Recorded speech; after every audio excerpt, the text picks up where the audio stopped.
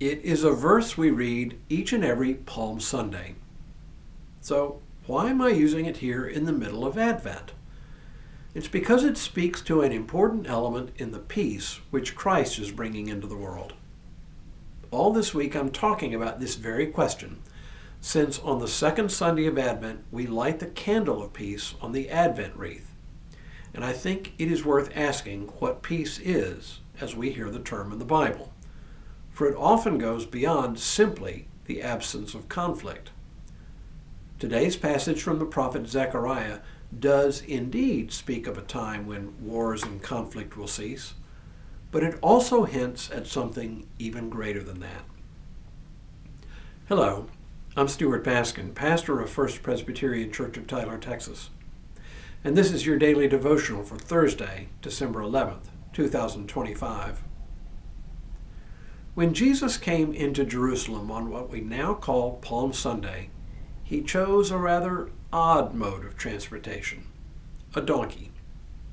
In one of the very few stories shared among all four Gospels, we read that Jesus came into Jerusalem that day riding on the back of an animal. Matthew and John tell us it was a donkey. Mark and Luke only describe it as a colt, simply meaning a young animal. Matthew and John also both quote from today's reading from Zechariah. In our Palm Sunday liturgy, we read the first part of this passage at the very beginning of the service as part of the call to worship. You'll easily recognize the first part of this passage, but the second part you may not recognize unless you happen to have read Zechariah recently. It reads, "Rejoice greatly, O daughter Zion. Shout aloud, O daughter Jerusalem. Lo, your king comes to you. Triumphant and victorious is he, humble and riding on a donkey, on a colt, the foal of a donkey. He will cut off the chariot from Ephraim and the war horse from Jerusalem, and the battle bow shall be cut off, and he shall command peace to the nations. His dominion shall be from sea to sea, and from the river to the ends of the earth." As familiar as the first half is, the second half is much less familiar, and it does speak of peace in an apparently conventional way, the cessation of hostilities, and especially hostilities aimed at Jerusalem. The prophet's concern here seems to be not so much a proclamation of judgment against Judah and Jerusalem, the way other prophetic books do, but rather with the restoration of Jerusalem following a period of destruction. Chariot, war horse, and battle bow will be cut off from attacking. The coming ruler of Judah will be given dominion over the nations. Peace for Judah and Jerusalem will be assured at last. On the face of it, this is indeed peace as the absence of war. But on deeper reflection, this is more than the cessation of war. It is the establishment of God's reign of justice and peace in the world.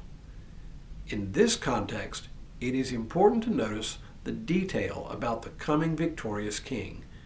He is not a military figure.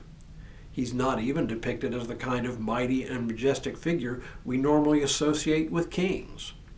Instead, he's riding on a common donkey, a pack animal, not a war horse. He's not riding in a chariot the way kings do. This reminds us of two important things about the peace that Christ is bringing into the world. First, it is not peace achieved through military success or domination.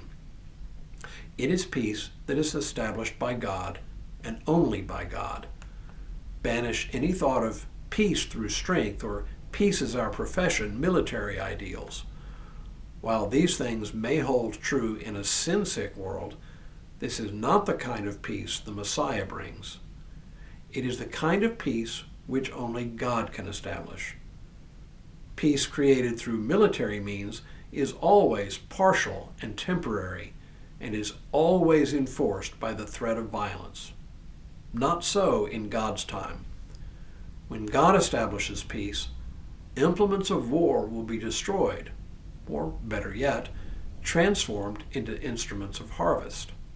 As Isaiah put it so well, they shall beat their swords into plowshares and their spears into pruning hooks. Nation shall not lift up sword against nation, neither shall they learn war any more. This is God's doing. It's not ours.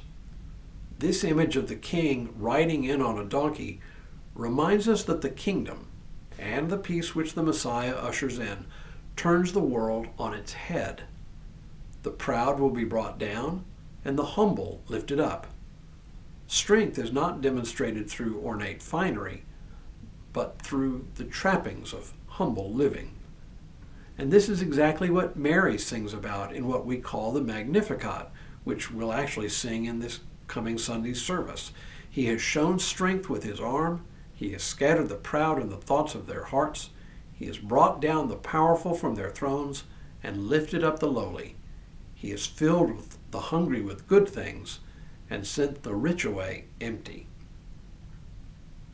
When we think about the peace the Messiah brings, we can find no better image than Zechariah's image of the king who comes on a donkey.